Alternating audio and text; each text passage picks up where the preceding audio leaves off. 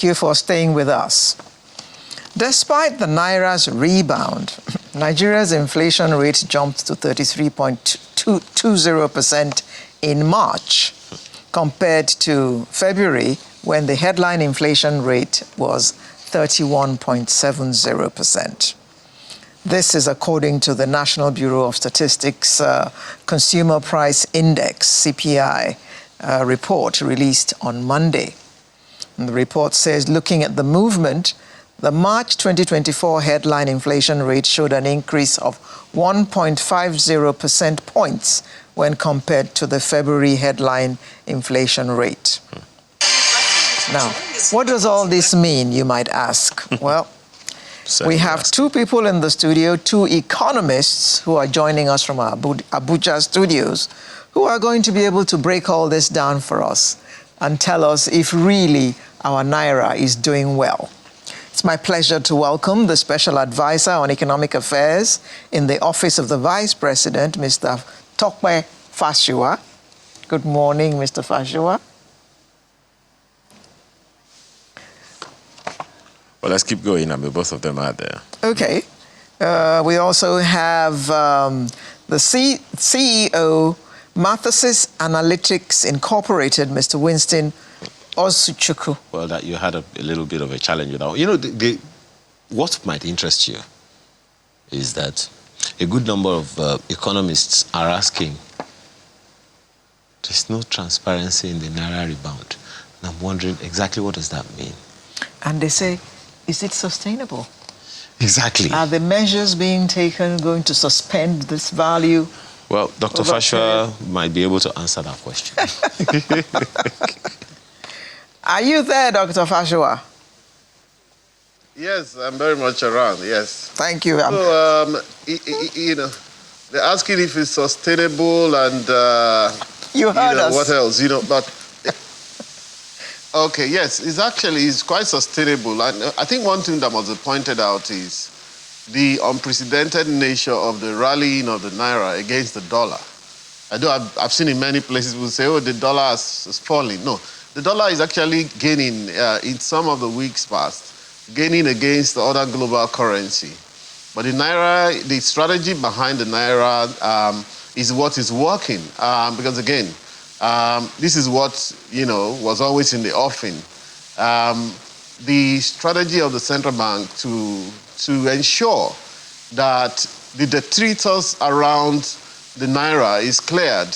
All sorts of funny players, if you like, speculators, those who were, there was certain speculative attack against the Naira at some point. So it was high time for Nigeria to know, okay, who was what.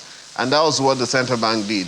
Apart from that, the central bank also decided to bring in the Bureau de Change, which had been left out since 2021, because the former administration, the former CBA regime, got tired because there was a time that they were giving out about $30,000 every week to 6,000 plus BDCs.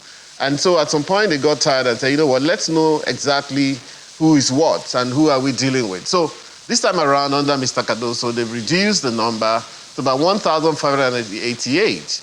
And they're giving these guys about $10,000 every other week. It could increase. And in doing this, it's about understanding the data around your market. That's very, very important. You can't be talking about market without understanding the data. A lot of people who are on the other side saying all sorts of things, people who will say, yeah, it's market forces, whatever the case may be, market forces. Market forces are not invisible. Market forces should be understood for what they are. And they must be engaged, and they must be made to play fair as well. You don't have a scenario where market forces are not playing fair and you are somewhere in the middle. Now, the central bank is not controlling the market. The central bank is just a referee. And in referee, the referee ensures that the game is played fair. So a rush of reforms have happened, which has taken the Naira to where it is. And of course, there'll be pushback, okay? From those who had speculated against the Naira at 1,800. Just for a second. Okay. We'll talk about the pushback, but let's enjoy let's engage Mr. Osuchukwu as well. You know, there is that conversation that my colleague has asked. Is it sustainable? Dr. Fashwa is essay to in the office of the president, in the office of the vice president. He has given his own opinion. But there are a number of other economists asking the question, and we've engaged this. Okay, so now we are having the challenge of, okay, Naira is rebounding, but exactly how is it rebounding? The issue of transparency. Mr. Osuchukwu, are you with those who say, okay, I understand that Mr. Osuchukwu is not around, is not ready for us. So, Dr. Fashwa, is the issue of transparency that's still the question? How is it happening? That is the issue that a number of people are wondering. How? You know as well, Dr. Fashwa, just a second. You know as well, even though the CBN governor and the finance minister have spoken to it, some people are saying, look, Naira is appreciating, foreign reserve is dipping. What is happening somewhere? So give us let people understand how is this happening? Maybe that will give some other economists some confidence. No, it's not rocket science at all, willy-nilly. And in fact, of course, the central bank governor had to go to IMF World Bank meeting to explain at length, you know. And I think even before he went, I'd written a few positions on that. And I also have been on, maybe not channels, but a few TV stations as well. It's not a big deal at all. I could list for you a rash of decisions that have been taken by the central bank to stabilize this on the monetary side. You know, I mentioned a few of them, you know, bring in the BDC, hack about 4,173 BDCs that were not submitting their returns when they should, and all of that, you know, clean up that segment of the market.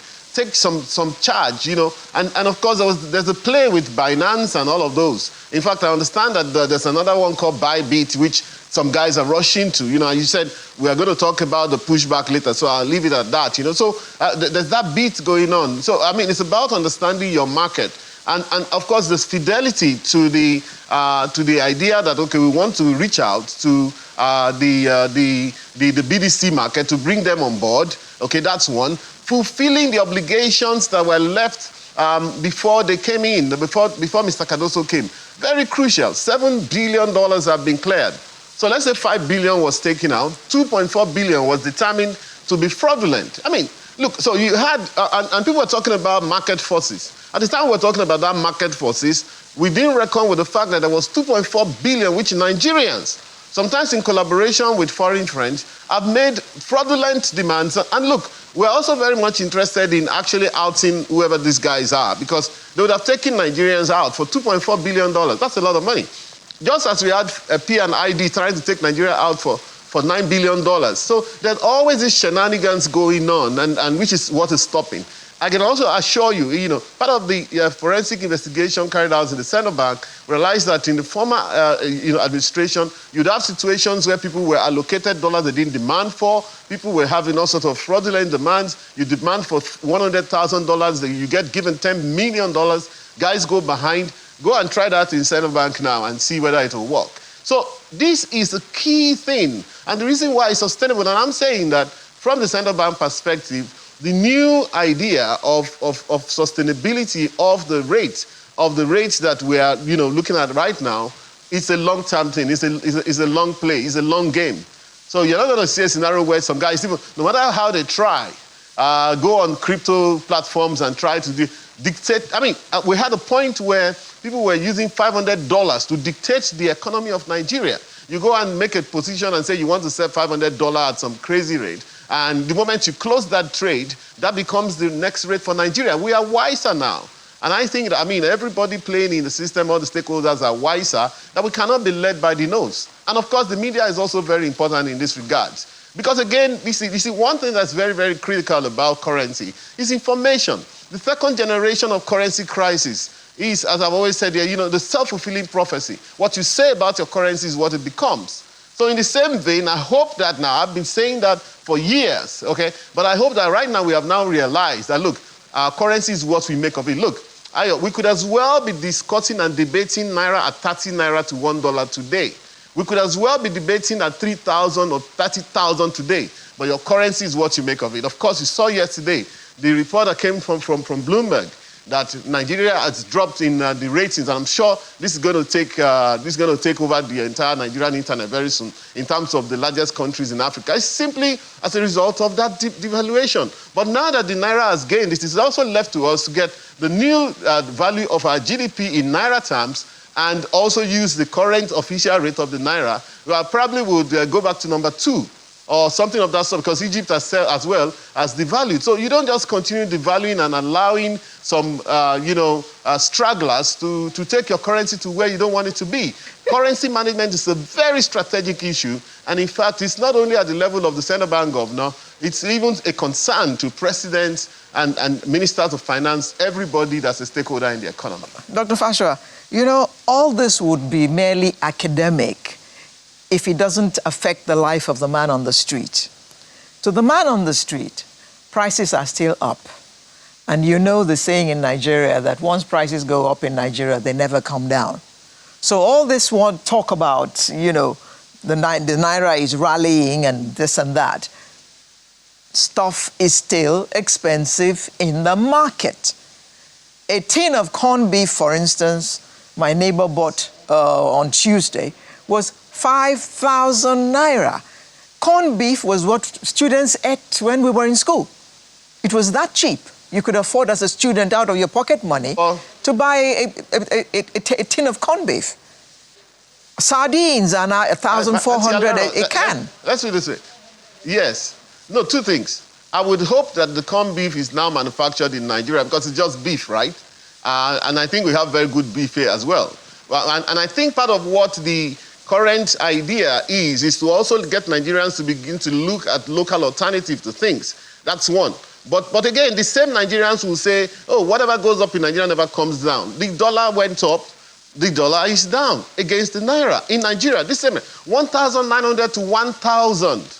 No matter the pushback, the official rate is still around 1,050, thereabout, or 1,100. That's the official rate today as I speak with you. The custom rate was advertised 1,147.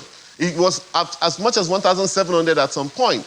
Naira, the dollar rate to the Naira went up, has come down. That disproves those who say that nothing comes down in Nigeria, something can come down. But inflation is also going to come down. Argument, that means from the end of this month, you are going to see the impact on inflation as well.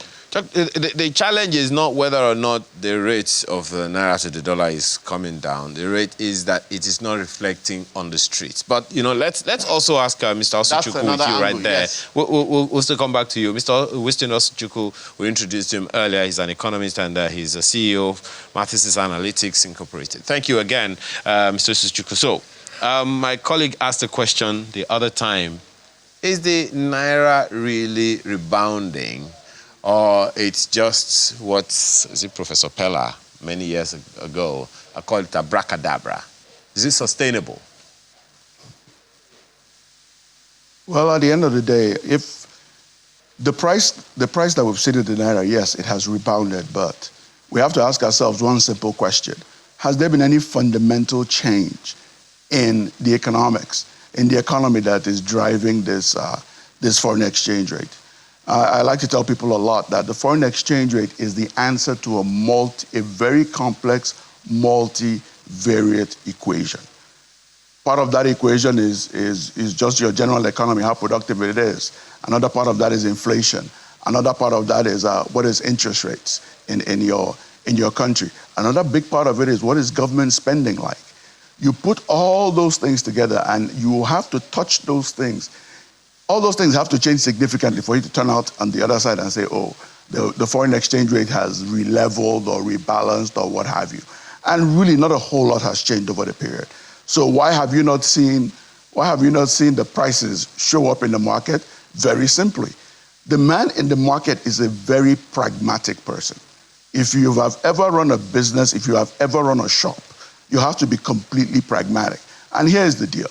If you go out and you buy something, and you put it in your store, and you don't see fundamental change, your plan is not to drop your prices. Your plan is to make sure that you sell at the prices that you can to ensure that you can restock when time comes. When there's a fundamental change, those prices will change. Every time there is a prices are artificially high, people will come in and drop that price. New players will come in and drop the price. It's classic economics. It's classic doing business. So I think as much as everybody is fixated about it because it's something that is tangible, we can count every day, I think the FX rate, again, is the result. What we should be worried about, as the gentleman said here, is I hope that corned beef was manufactured in Nigeria. What we should be worried about is how much of what we consume was acquired with Naira, or how much of it is being acquired with dollars. If everything you consume is acquired with dollars, that means you are selling Naira to buy dollars. The more Naira you sell to buy dollars, the weaker your currency is going to be. The fewer dollars you are buying with your Naira, the generally stronger that your currency is going to be. So we really need, and this is government, this is people, this is all across, is to focus on how can we individually change. And again, it's not making major changes. Make slight changes in the things we do to ensure that our personal consumption of foreign and imported goods are moderated as much as possible. And the same thing for the government. Same thing for the government, same thing all around. If we should do this and we start to push our own productivity and what have you, then we will start to see a real re-rating. Right now, the prices are just fluctuating, and these are just trading moves. Fundamentally, nothing has changed in the country. Like I said to Dr. Fashua, to the common man on the street, this is all an academic exercise, except it is translating into what they can feel, what they can see. We heard a lot when the dollar was high about producing more. Unless we produce more, our currency will not improve in value. So we have to buy Nigerian, we have to eat Nigerian, we have to wear Nigerian. So how much of that has taken place for this huge change that we're seeing in the value of the Naira?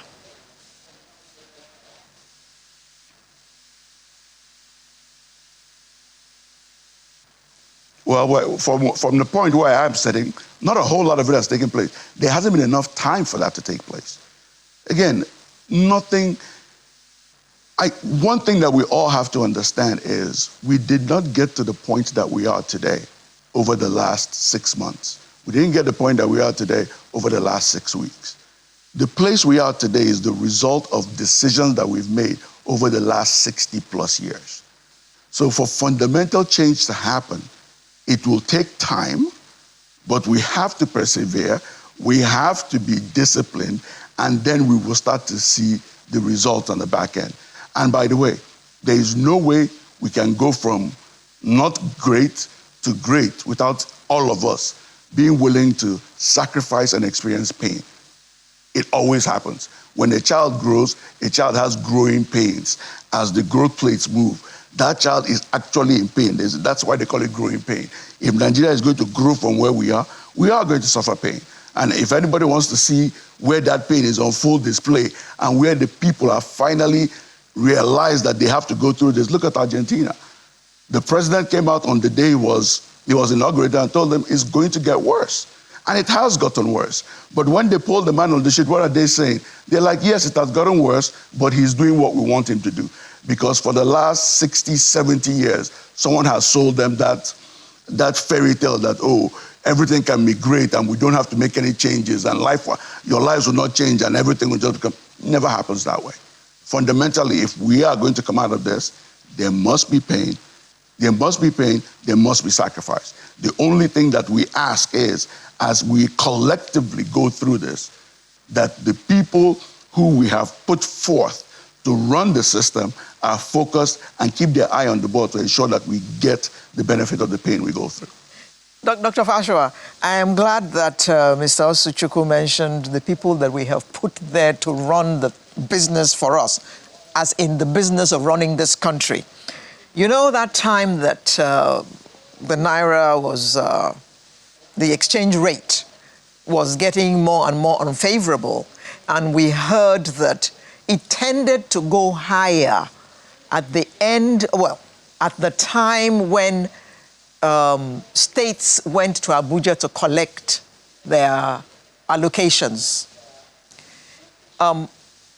Are we going to experience that again, or are the steps which have been taken strong enough to prevent that from happening, even if the state governments decide to collect all their money and change all of it into dollars? Well, thank you very much. Even though I don't have personal research that actually confirms that that is what had happened. But you heard it. But I believe that was But you heard it. article. You heard it. I saw an article. Good. I saw an article to that effect. I don't know just how just how accurate that is. But again, mind you, even the state governors themselves, they're Nigerians, they're patriots. They were trading up the dollar against the Naira. And of course, the results were showing. But in the last couple of months, I'm not sure we saw that spike.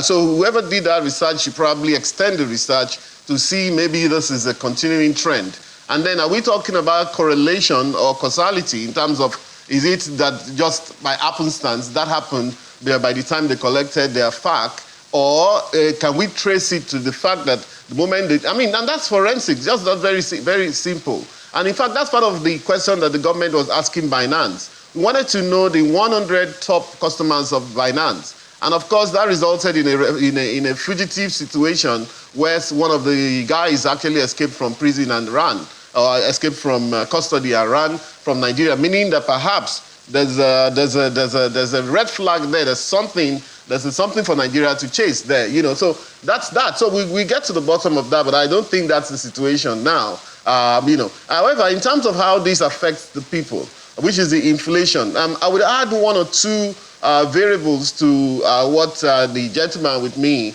actually said, because he defined it clearly, issues that has to do when you're comparing two currencies, you look at inflation, you look at the interest rate, you look at the productivity of the country, and in fact what they call economic complexity. However, there's a little bit of, there's also, you may have to add history as a variable. You may have to add perception as a variable. I mentioned the second generation, model of currency crisis here, which is the self-fulfilling prophecy. And Nigerians, again, have been rather negative about their own country and indeed about their own currency for too long. And this will actually cycle back. And people have to now understand that the upshot of the opinions we express about our country, and of course we now live in a social media age where everybody can go outside and state what they have, and the world is watching. There's an effect. It's much more stronger than it used to be historically. That's why I mentioned history as a variable as well. I'll give you, and I've done my research on this.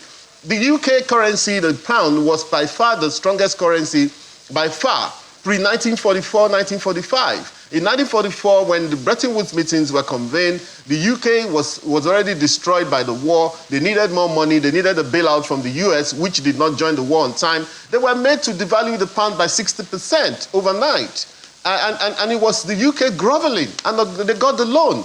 And of course, that's one of the things they were made to do, devalue your currency by 60% overnight, and immediately all of the world's reserves were pouring into the dollar to the extent that by 1971, Richard Nixon had to walk away from the idea of countries putting their money in the dollar being pegged to an ounce of gold at $37 per ounce of gold. Japan's currency was at par with the dollar until the Hiroshima and Nagasaki bombing. And the moment that happened, American troops moved in.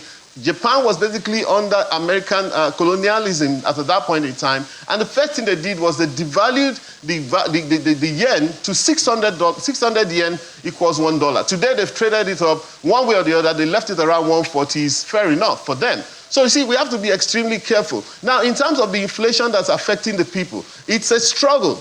Most people who are sellers of product will not want to reduce their prices easily. However, it also behoves on the customer, the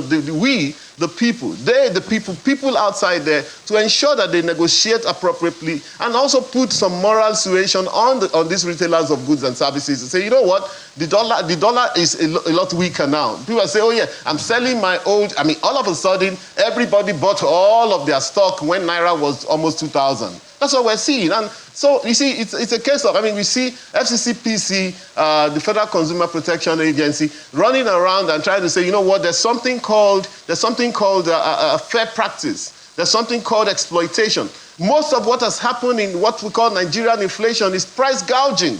I remember the day that this idea of Naira floating was started. I was actually in a restaurant somewhere in Abuja here, and two people were with me in that room. And one of them, the man told the lady, you know what, when you get, I told them that this government will finish this country. When you get to your shop, go and increase your prices. When I get to my shop, I will increase my prices. That is inflation being determined. That is Nigeria's type of price discovery. So when we try and say it and make it look like Nigeria is as sophisticated in terms of the economy as the US, you know, we are making a big mistake. Indeed, there are things that they have put in place that you cannot just increase prices in the US, in the UK, in Europe, just the way you do here. It has its value, Dr. Fashua. Isn't that a failure of communication on the part of government? Exactly. That's why the media is important as well. Well, yes, the media has. Well, let me take this to Mr. Osuchukwu. Well, there is value in what Dr. Fashua has said, Mr. Osuchukwu. But is that part of the pragmatism you talked about for the businessman, or it is price gouging, which I dare say is informed by a lack of communication or ineffective or insufficient communication with the people for them to take ownership of this period? You said that there's going to be pain, but these people weren't told there was going to be pain. They just began to feel the pain. Even the doctor will tell you, sorry, guy, this is going to hurt a little bit, but no one told us that. It was after we began to feel the pain that the president said, you know, baby steps of pain, but these ain't no baby steps. What's your take?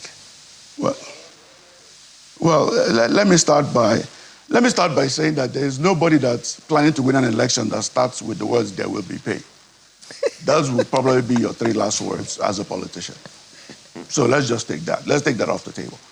One of the things that I think was a great privilege of my life was I spent the time with a mother who was a school teacher and who sold everything under the sun to make sure that her children were fed, that we had the best life possible. And in so doing, I actually went out and I figured out how you run a business. And here's the fact of life. There's a difference between maintaining your prices so you can maintain your business and price gouging. And let me give you the clear difference. Maintaining your prices so that you can keep a business this is how much I bought things today.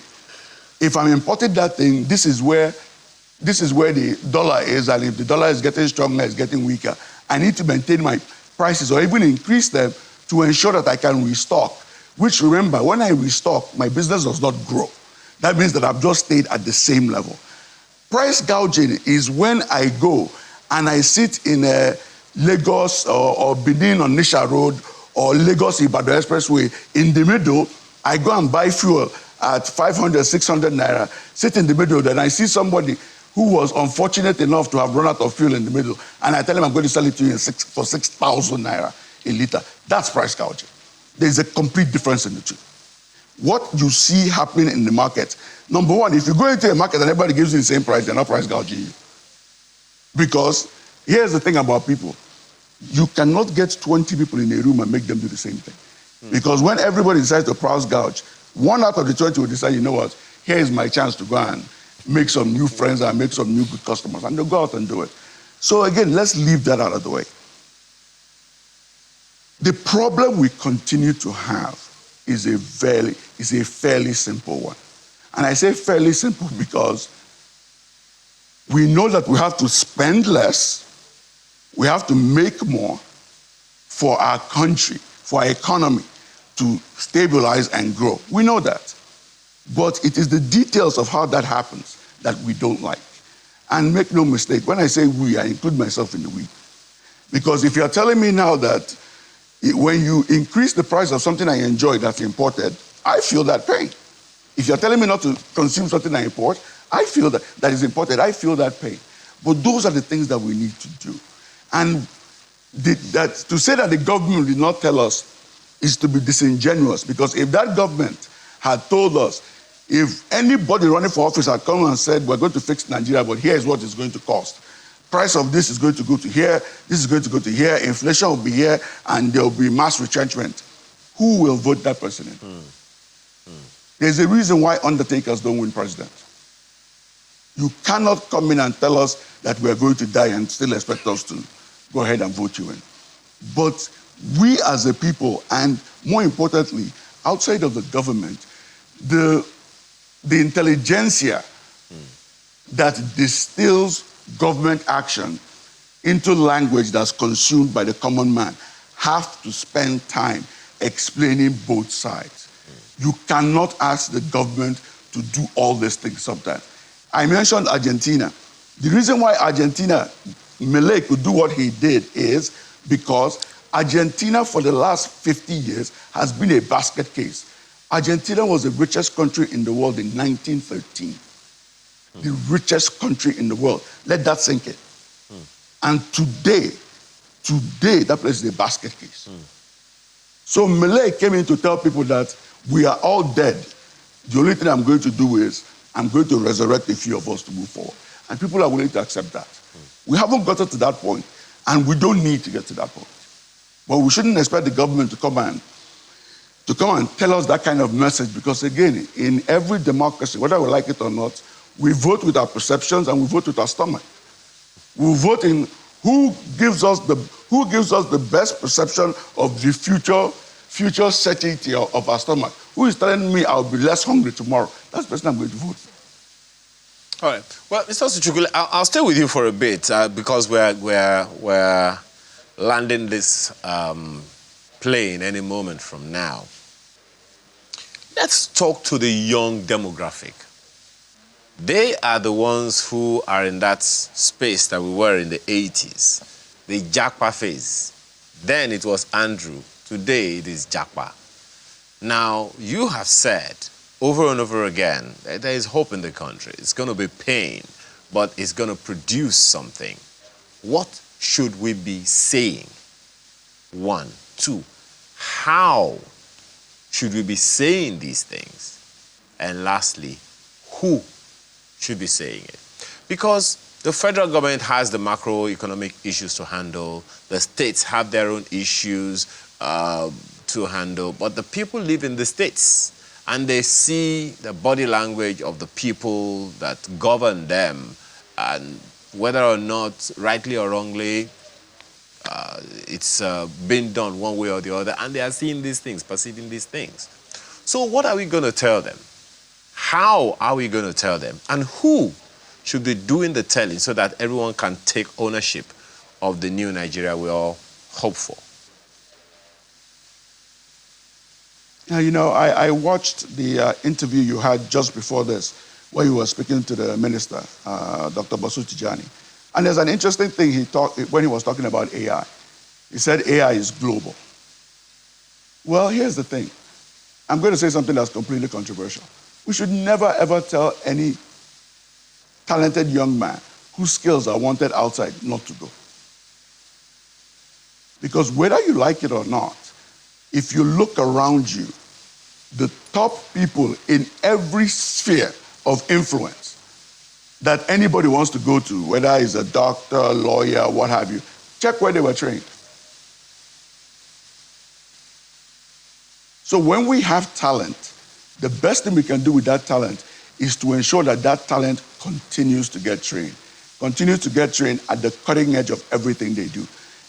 But now, what that requires the rest of us to do, the parents of those children that have gone, is to now sit back and do the work to stabilize the country.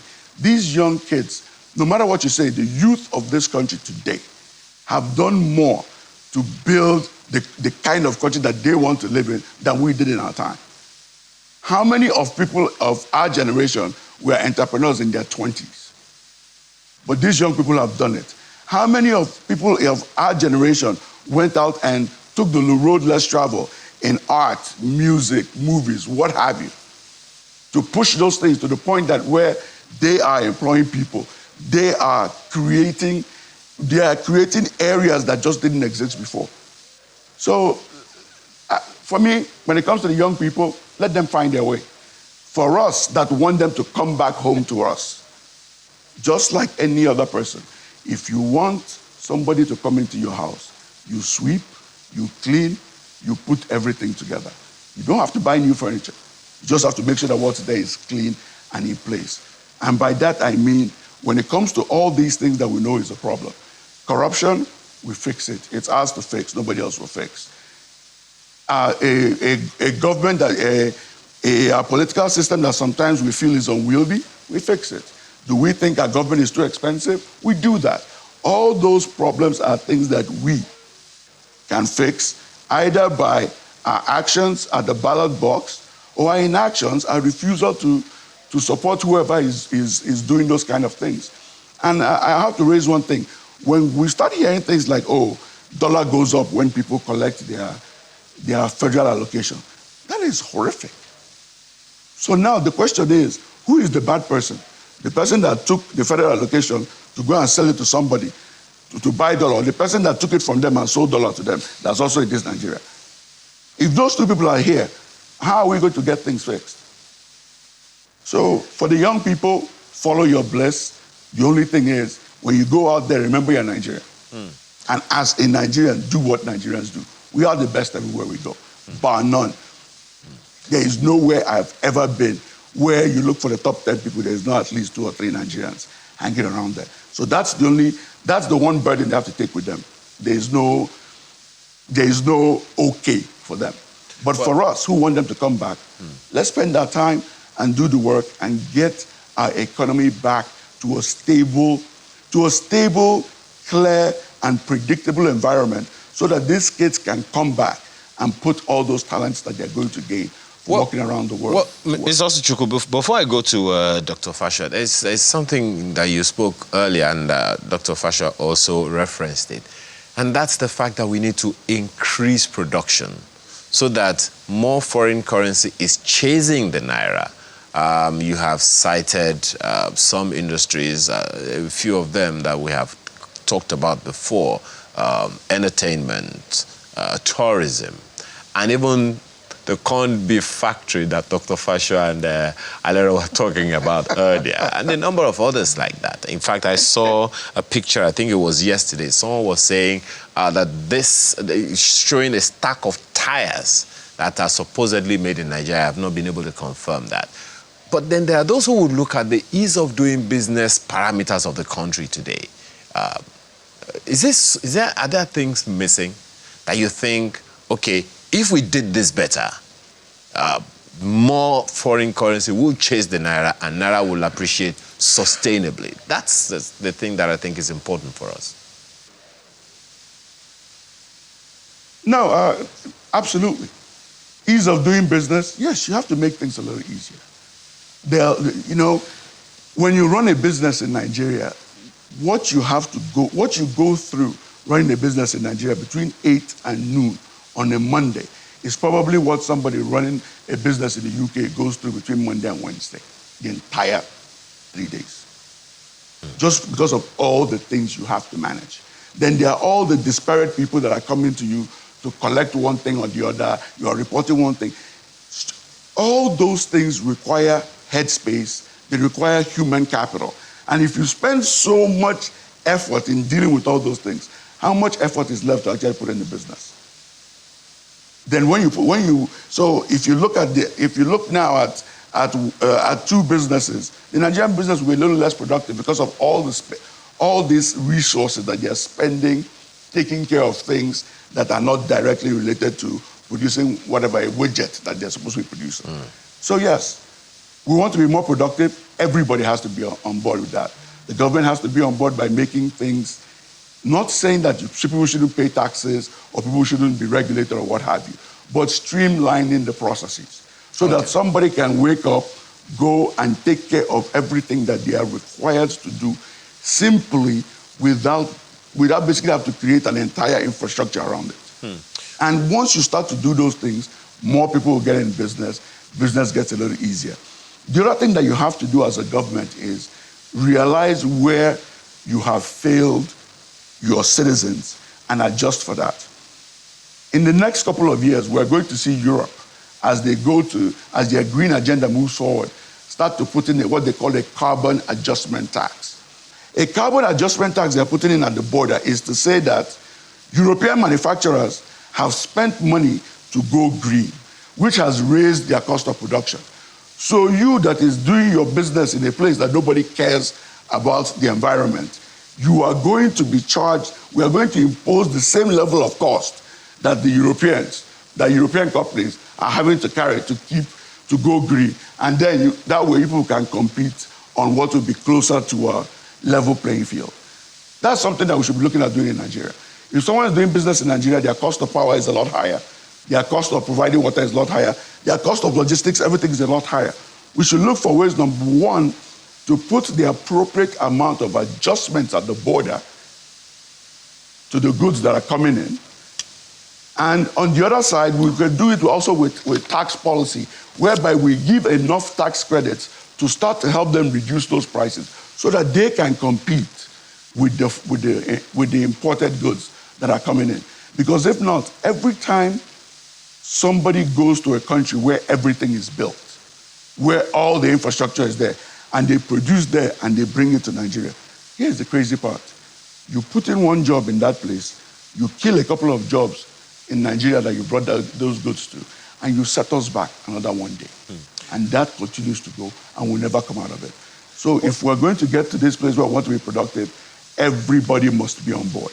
Interesting. Every single person. Interesting. The taxman, the auditor, Interesting way to put it, Mr. Osuchukwu, because earlier, when we were speaking in the previous segment that you talked about, the first segment of this program today, we were talking about challenges of governance. Professor Anthony Killer was talking about some kind of disconnection in the governance space. So let me ask Dr. Fashua. I mean, it's not a fact that is unknown to you as well. You know very well that without collaboration, without that connectedness, there's going to be a challenge of sustainability. So there is still that talk with some people, or among some people, that the federal government tends to be disconnected from the state governments, which tends to sometimes be disconnected from the local government structures and all of that. So what's missing?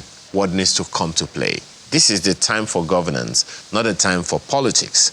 But it would seem that sometimes it is difficult to divorce politics from governance. So if I know you want to react to what Mr. Osuchukwu has said, but please do that in the light of that interconnectedness that needs to happen so that government, progress for Nigeria can be unified and focused. Well, thank you very much. I don't really need to react, just to make a point that, especially inflation, we started off by talking about the Naira and all of that. I'm hopeful that, Naira is already stable and will continue to be stable, irrespective of the fight back or pushback from the other guys who are speculating, A lot of them are looking at huge losses, so I don't blame them. They're going to try and fight back, but they should do that legally. And if we are not doing it legally, they get what comes to them. Regarding the inflation, which is now the key issue, we've been talking as if only foreign exchange is a driver of inflation. That's not the case, because, again, the key driver of our inflation is food inflation, which closed at 40.01% the last time it was announced. And but I'm of the firm opinion, and I'm collecting my own data as well in my office to show that already there's a downward trend in the prices of many things, especially food, And so I believe that the MBS will do what they need to do and do their work properly. And what we're going to see, we're going to begin to see inflation dropping like a rock. The problem with Nigeria, our kind of economy, is that we move in leaps and bounds. If Naira was going to move, it moves in leaps and bounds. If inflation was going to move, abroad, when they get to 5% inflation, they are hitting the roof. 11% inflation, they're like, look, that was a 50-year record. So that's that, so that's that. I'm very hopeful that some of these indices will align properly as we go ahead. And I would also still caution. We may not be able to translate the textbook directly to our reality in Nigeria. And so that is where we who call ourselves economics need to do a little bit extra work in terms of the peculiarities of our economy historically and otherwise. In terms of the, governance issues, of course there are structures. David Easton, who's called the father of politics, defined politics as the authoritative allocation of values authoritative allocation of value. It means how do people get the authority to sit down around the table and say, oh, this much should go to Bayelsa, that much should go to Delta State, this much should go to Kano.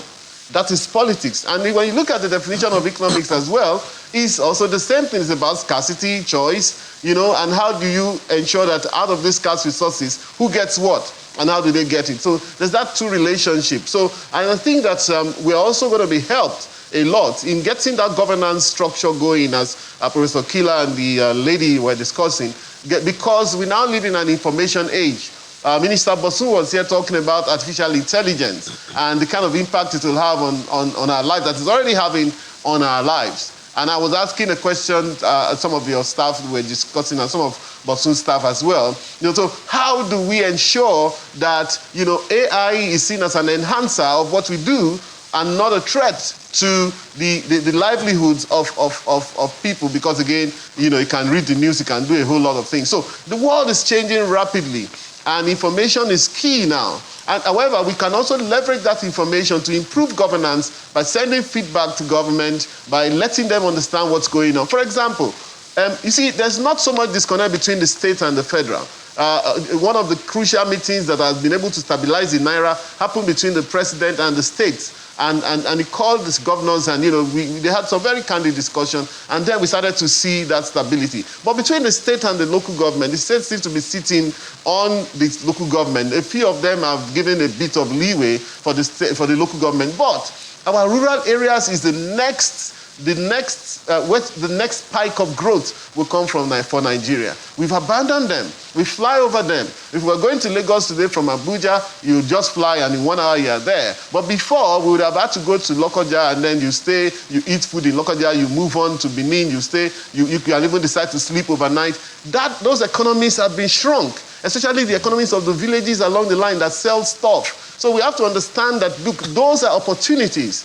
And in fact, even we want to reorganize the government, like the civil service. I've been on the advocate of saying, you know what, let us find a way of sending some of these civil servants away from maybe carrying files in federal secretariats and state secretariats to some of these rural areas as mobilization officers, as information officers, to go and interact. And even if what they do is to eat lunch in those places, they're adding to those places. And you realize that with the expansion of network of transportation, hopefully the rail sector continues to go in leaps and bounds. Mr. Debuma, he is doing a lot in terms of the road engineer, of the roads, the kind of roads that he has in mind and all of that. We're going to be opening up the space. The Bola Tinubu idea of Lagos Calabar, as much as it's under a lot of criticism, is something that's going to bomb open the entire axis, that from Lagos to Delta to Ondo State to Bayelsa to Rivers and down the line up to Cross River State. So I'm still very, very hopeful